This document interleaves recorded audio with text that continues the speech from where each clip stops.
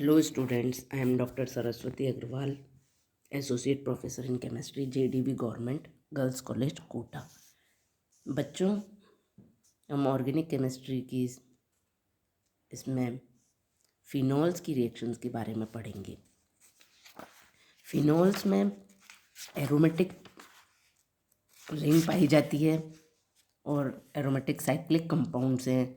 इनमें OH क्रियात्मक समूह या हाइड्रोक्सी क्रियात्मक समूह उपस्थित होता है, इसलिए इनको एरोमेटिक हाइड्रोक्सी यौगिक भी कहते हैं। जो कि एरोमेटिक हाइड्रोक्सी यौगिक है, जो हाइड्रोक्सी ग्रुप है वो बेंजीन रिंग से जुड़ा हुआ है और उसके कारण ये फिनोलिक ग्रुप देते हैं। यदि हाइड्रोक्सी ग्रुप साइड चेन से जुड़ा हुआ हो तो वो सामान्य एलिफेटिक एल्कोहल्स की भांति भी हो सकते हैं, उनको हम एरोमेटिक एल्कोहल्स कहते हैं।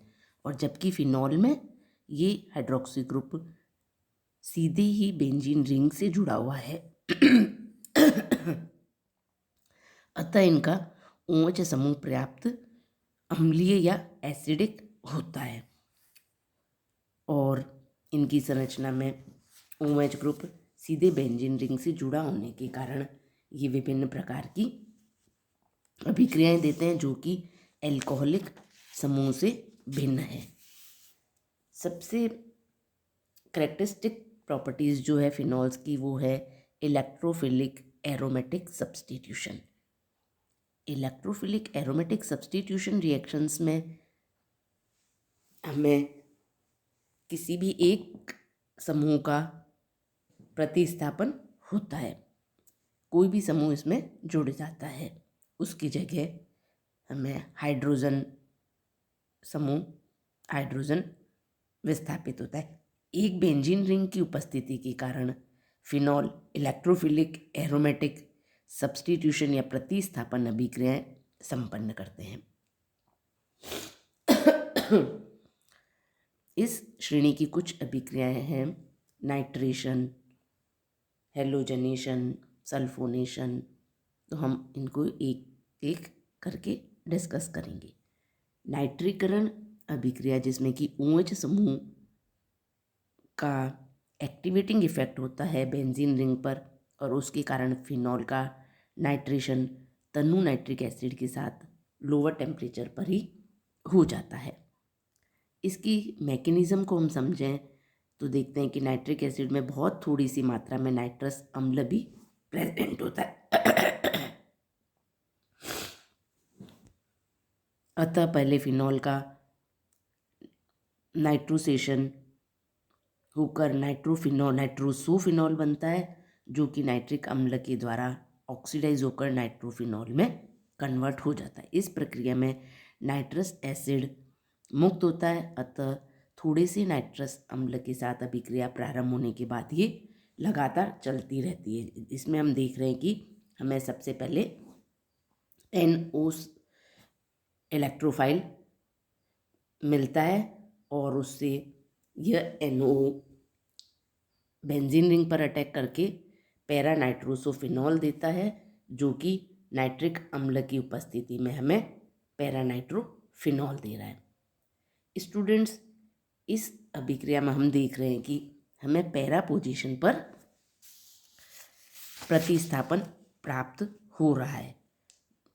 पैरा पोजीशन पर प्रतिस्थापन प्राप्त होने का अर्थ है कि ये जो हम देख रहे हैं पैरा पोजीशन पर, ये थ्रू एरिनियम कैटायन के द्वारा प्राप्त होता है। एरिनियम कैटायन में जब देखते हैं कि इनकी रेजोनेटिंग स्ट्रक्चर्स को देखते हैं तो हमें पता चलता है कि ऑर्थो और पैरा पोजीशन पर इलेक्ट्रॉन डेंसिटी अधिक होती है और जहाँ इलेक्ट्रॉन डेंसिटी अधिक है वहीं पर इलेक्ट्रोफाइल अटैक करता है।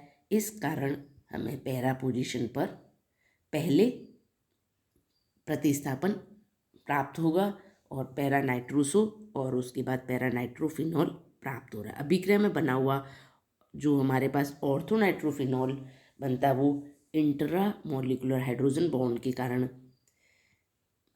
स्टीम वॉलेटाइल होता है, जबकि para nitrophenol intermolecular hydrogen bond के कारण नॉन स्टीम वोलेटाइल होता है, अतः इन्हें भाप ज़्यादा या इस डिस्टिलेशन के द्वारा सेपरेट आउट कर लिया जाता है, जो कि हम इसमें देख रहे हैं कि इंटर एवं इंटरा हाइड्रोजन बॉन्डिंग किस प्रकार पाई जाती है। फिनॉल का नाइट्रेशन यदि सांद्र नाइट्रिक एसिड या नाइट्रेटिंग मिक्सचर से करवाया जाए तो 2,4,6 ट्राई नाइट्रोफिनॉल, जिसे हम नाइट्रिक पिक्रिक एसिड कहते हैं, वो बनता है। और यद्यपि फिनॉल की नाइट्रिक अम्ल के द्वारा प्रारंभिक ऑक्सीडेशन के कारण उपलब्धि बहुत कम होती है। ये पैरानाइट्रो 2,4,6 ट्राई नाइट्रोफिनॉल, जिसे हम पिक्रिक एसिड भी कहते हैं, ये भी बन जाता है। दूसरा है हेलोजनेशन। हेलोजनेशन, इसमें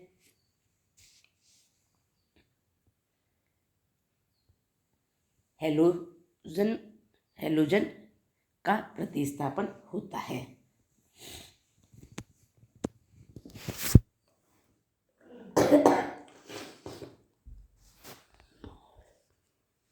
फिनोलिक समूह के एक्टिवेटिंग इफेक्ट के कारण इनके हेलोजनेशन में भी ट्राई हेलोजन डेरिवेटिव बनते हैं। इस प्रक्रिया में यदि कोई डीएक्टिवेटिंग ग्रुप प्रेजेंट हो ऑर्थो पैरा पोजिशंस पर, तो वो भी हेलोजन के द्वारा प्रतिस्थापित हो जाएगा। जब ब्रोमीन के साथ में अभिक्रिया करवाई जाती है 2,4,6 ट्राई ब्रोमो फिनॉल प्राप्त होता है। और यदि para hydroxy benzene sulphonic acid है तो वो भी 2,4,6 ट्राई ब्रोमोफिनॉल में परिवर्तित हो जाएगा। फिनॉल्स की मोनो हेलोजन डेरिवेटिव प्राप्त करने के लिए हेलोजन को कम तापक्रम पर किसी भी नॉन पोलर सॉल्वेंट जैसे कार्बन डाइसल्फाइड, CCl4 आदि की उपस्थिति में संपन्न करवाते हैं तो हमें मोनो हेलोजन डेरिवेटिव प्राप्त हो जाते हैं। यदि हम सिर्फ ब्रोमीन वाटर के साथ में करवाएंगे तो ट्राई हेलो डेरिवेटिव बनते हैं, और यदि नॉन पोलर सॉल्वेंट के साथ में करवाते हैं तो वो हमें मोनो हेलोजन डेरिवेटिव देता है।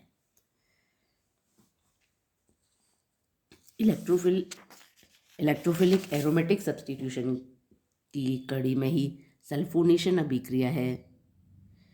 उसमें फिनॉल आसानी से सल्फोनीकृत होकर ऑर्थो और para hydroxy benzene sulphonic acid का मिक्सचर देता है।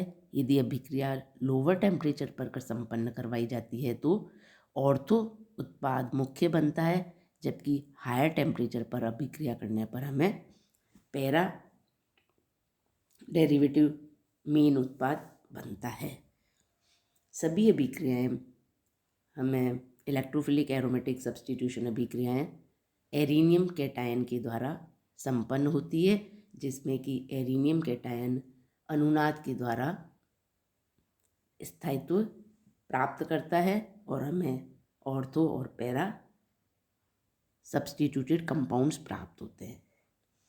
फ्रीडल-क्राफ्ट अभिक्रिया में फिनॉल्स में एल्काइलेशन व एसाइलेशन दोनों प्रकार की अभिक्रियाएं संपन्न होती हैं। मेन रूप से उसमें पैरा डेरिवेटिव बनता है। पैरा डेरिवेटिव में इसमें हम देखते हैं कि जब मिथाइल क्लोराइड के साथ में अभिक्रिया करवाई जाती है AlCl3 के प्रेजेंस में, तो ऑर्थो और पैरा डेरिवेटिव जैसे ऑर्थोक्रिसोल एंड पैराक्रिसोल बनता है। पैरा डेरिवेटिव मुख्य उत्पाद बनता है और बेंजोइल एसिटाइल क्लोराइड के साथ में अभिक्रिया करवाने पर ऑर्थो एंड पैरा हाइड्रोक्सी एसीटोफिनॉन प्राप्त हो जाता है। फिनॉल बहुत ही अधिक सक्रिय होने के कारण हाइड्रोक्सी एसीटोफिनॉन की उपलब्धि बहुत कम होती है, अतः इन्हें प्राप्त करने के लिए मुख्यतः फ्राइज रीअरेंजमेंट अभिक्रिया की सहायता ली जाती है, जिसके द्वारा हम हाइड्रोक्सी एसीटोफिनोन, ऑर्थो और पैरा हाइड्रोक्सी एसीटोफिनोन बना सकते हैं। मर्क्यूराइजेशन करने पर फिनॉल की आसानी से मर्क्यूराइजेशन हो जाता है, जबकि मर्क्यूरिक एसीटेट के साथ गर्म करने पर हम मर्क्यूरिक एसीटेट के साथ गर्म करने पर मुख्य रूप से ऑर्थो डेरिवेटिव प्राप्त होता है। फ्राइज रीअरेंजमेंट में ऑर्थो और पैरा हाइड्रोक्सी एसीटोफिनोन अधिक मात्रा में प्राप्त होता है। फिनॉल का एस्टरीकरण से एरोमेटिक एस्टर बनते हैं। जैसे फिनॉल को जब एसिटिक एनहाइड्राइड से अभिक्रिया कराने पर फिनाइल एसीटेट बनेंगे।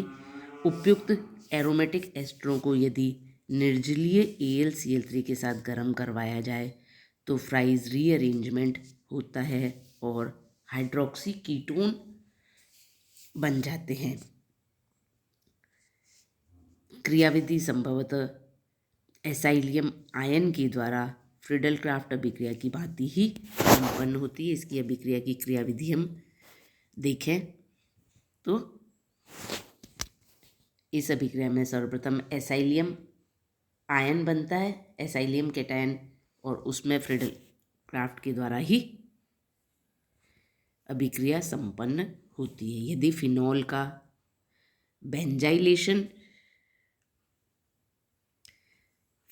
बेंजाइलेशन क्षार की उपस्थिति में करवाते हैं तो बेंजोइल क्लोराइड के साथ में करवाने पर बेंजोइल एस्टर प्राप्त होता है।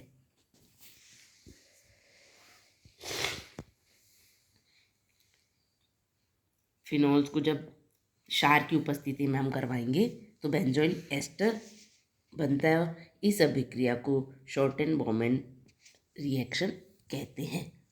तो बच्चों, ये बहुत सी अभिक्रियाएं नेम रिएक्शन के नाम से जानी जाती है, जो कि electrophilic aromatic substitution reactions of phenol होती है। तो शॉर्टेन-बॉमेन अभिक्रिया में जब फिनॉल को बेंजोइल क्लोराइड के साथ क्षार की उपस्थिति में करवाते हैं तो फिनाइल बेंजोएट बन जाता है। कार्बोक्सिलिक अम्लों के हेलाइड्स की भांति सल्फोनिक एसिड के हेलाइड भी फिनॉल्स से अभिक्रिया करके सल्फोनेट एस्टर बनाते हैं। इस अभिक्रिया में हम देख रहे हैं कि सामान्यतः सल्फोनेट एस्टर्स क्रिस्टलीय ठोस होते हैं, इसलिए इन्हें फिनॉल के डेरिवेटिव के रूप में भी हम लेबोरेटरी में बना लेते हैं, जिससे उनका कन्फर्मेटरी टेस्ट हो जाता है। जब फिनॉल को बेंजीन सल्फोनाइल क्लोराइड के साथ क्षार की उपस्थिति में अभिक्रिया करवाने पर फिनाइल बेंजीन सल्फोनेट प्राप्त होता है। इसी प्रकार